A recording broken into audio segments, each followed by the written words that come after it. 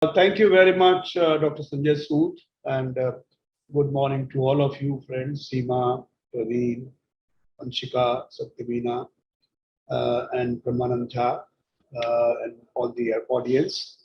Uh, it's really a privilege. Yesterday also I spoke on this Digital India Week, and today also, yesterday I spoke on the identity, and today it's my good luck to speak on COVID. So I think, first of all, let me say that CoWIN is, as I always maintain, technology is only an enabler. Technology enables many things. Technology does not do, many things in some sense. So the real vaccination success should be attributed to all our doctors, nurses, paramedical staff who have worked assiduously and tirelessly for this last 1 year and 3 months, 4 months. And CoWIN has, in a way, helped that record that entire work. So CoWIN can be construed as a recorder. He's just recording the incidents and events which are taking place. So that's one, starting point, I would say. The next starting point, I would say that our Prime Minister had the vision and foresight to see that India, once you have a vaccination program of 1.3 billion people, which is one-sixth of humanity, this program will require a technology backbone because ultimately it can't be a program which is just being implemented without any accountability. The result will be that the kind of diverse population which we have in India, they will not know that the first vaccine I had was Covaxin and therefore the second one also should be Covaxin. Most of them will not know what is the interval required because the interval required may be different for different vaccines. As our population is mobile, so one person having been vaccinated in Patna and next day he switches off to work in Delhi. Now that guy will not be able to go back to Patna because that's where his record will be, if at all there is a record in a decentralized manner. So therefore, it will become into a chaos unless you have a very strong technology backbone. And our Prime Minister, had the foresight to realize this and directed us in the month of June 2020, when the vaccination was about 7-8 months away, so to say, in January 2021, if you remember, the vaccination started. So he actually instructed us that let us make a program, let us make a technology backbone, which actually is robust enough, scalable enough, and of course, interoperable enough to take care of this entire population scale vaccination program. And that is the starting point at which we started developing and designing CoWIN. Now, the overarching designing principles of all softwares, for if they are to be used for the whole country, we have realized since Aadhaar days that there are certain overarching parameters. There are certain non-negotiable sort of characteristics which such software must possess. One is the scalability of the software, because we are not making software for a few thousands or million people. We are making it for 1.3 billion people. The scalability is important. Similarly, speed is important because when things will happen at a very, very fast speed. And therefore, speed is important. And just to give you an example, when we did 25 million vaccinations in a day, the maximum speed was about 2,500 vaccinations per second. Now, this software must be really, take care of that kind of speed. Secondly, it also has to be interoperable in the sense that, it can't be one single monolithic software. It has to have a multiple kind of softwares which should connect with it. So that's the interoperability part should also be there.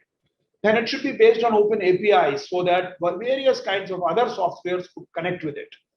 And it also has to be multilingual because India is a multilingual country. We have 26 languages in our country. So that's another characteristic. Then it should be inclusive. Inclusive in the sense that, you don't have everybody doesn't have a smartphone. Everybody is not educated enough to, make entries in English. So basically it has to be catering for people who don't have a smartphone, people who do not have the actual wherewithal of technology. So somehow we should not exclude them. Technology should not become an exclusion, sort of method. So that's another part. So we had to take all these factors into account while designing the software system. And therefore, from day one, we actually designed software based on APIs. And it had four basic components. One was the component where a citizen could register himself or herself. Now that process also has to be easy. Some people suggested in the beginning that let's give username and password to everybody. Now imagine the problem and the scale of distributing username, distributing passwords, and remembering passwords, how difficult this whole thing is. So we came up with a simple idea. Let us have mobile number and OTP. That's the best way. Then, of course, to increase the inclusion, we said one mobile number can have 5 or 6. People can be registered. The whole family can be registered under one mobile number. So that's one part. Secondly, we realized that the second component was the component where hospitals were recording vaccinations. So there was a vaccinators module. Then there was a certificate module because everybody wanted a certificate, and we realized soon enough that the certificates will become very critical for travel, etc. Whenever you go outside the country or even inside the country, you will be required to, prove that you are vaccinated. And we should have some digital way of issuing the vaccination certificate. So we came up with DIVOC, LAD, digitally credentialed certificate, which is first certificate, second certificate. Then, of course, for helping the citizens, we came up with the SMSs to remind them that they should come and they should get. Then we had to ensure portability in the sense that somebody can have first dose at Patna and second dose at Delhi without any problem, because the whole thing must be on the cloud. So this is what was basically achieved. Then we said it's not necessary for everyone to have the registration done, pre-registration. People can walk in. So that was for the people who have who don't want to have registration done or who do not know how to do it, and therefore they can walk and get the vaccination done. So this is the overall architecture which we designed, and I think by God's grace it actually succeeded. And today we have about close to 2 billion vaccination records on the platform. I don't think there is any platform which has scaled up to 2 billion in a matter of few months, 15, 16 months. So that is the CoWIN story in a brief. Coming back to UHI, this is the basic purpose of UHI. Is essentially the basic purpose of Ayushman Bharat Digital Mission to that extent, is essentially to leverage information and communication technology for better health services delivery. So we want to have affordable, accessible, and quality health services delivered. And we think that technology again can be a great enabler. Again, I emphasize services will be delivered by the doctors, by the nurses, by the pharmacists, by other kind of entities, hospitals, and other and persons. But ultimately, technology will make them connect. So we are now building blocks, which essentially will interact or interface or connect all these dots, so that we are building a consent manager so that person can give consent for sharing his report. We are building a receptacle, basically which a kind of health address which we call Ayushman Bharat Health Account, which will be able to link all the health records, all my health records, longitudinal health records. So that's another building block. We are building the health facility registry, health professionals registry, drug registry, which will basically provide a very authentic source of the service providers in some sense. Then we are building that consent manager I talked about, and we are adopting what is called a federated data model, whereby we are not aggregating the data, we are just allowing the data to remain wherever it is, but we are creating a mechanism whereby you can visualize the data as and when you require it, you can share that data, and patient is at the center of this whole universe. So patient is very, very important. UHI is a way, again, like UPI, which is interoperable, scalable, based on APIs, based on open source.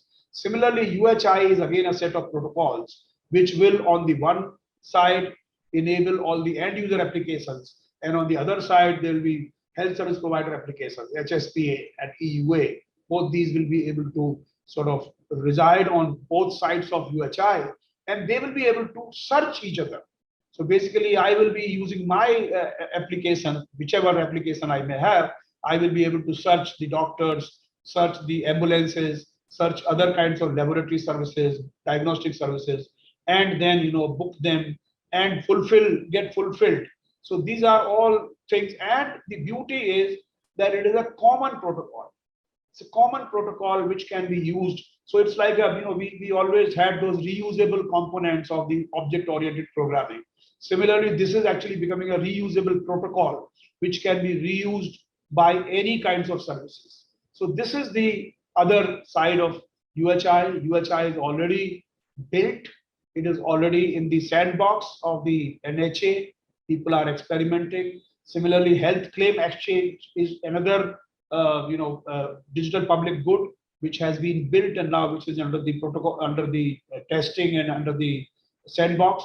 So I think what NHA is doing, we are building a number of digital public goods which will be able to be utilized by all the ecosystem partners and which will result into increasing the affordability, accessibility, and quality of health services delivery. So I think I'll stop here, and there are other people also. Praveen is there. He will also be talking about many of these digital artifacts. So thank you very much for allowing me to participate in this conclave, and I'll be happy to take any questions which may come later on. Thank you.